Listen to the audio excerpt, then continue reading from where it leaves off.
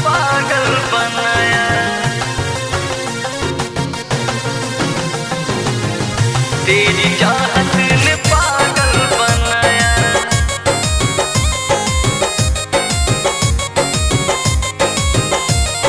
मुझको न तेरी ये हरकत पसंद है, तेरे लिए दिल का दरवाजा बंद है। मुझको न तेरी ये हरकत पसंद है, तेरे लिए दिल का दरवाजा बंद है।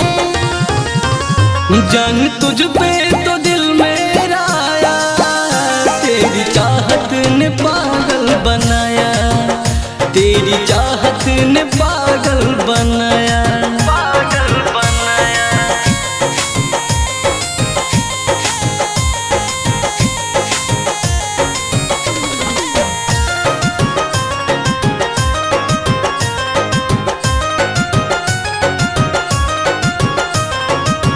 डाल न पाओगे तुम मुझ पे डोरी, बॉम्बे की रहने वाली हूँ मैं छोरी, समझे?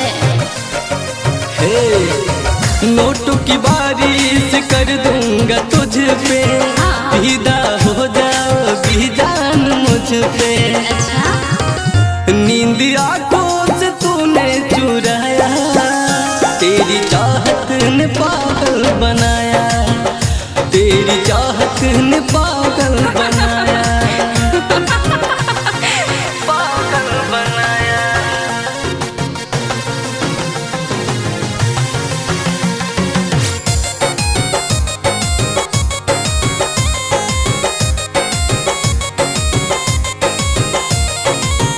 आगे पीछे तुम घूमते हो मेरे, हाथ न आने वाली हूँ मैं तेरे।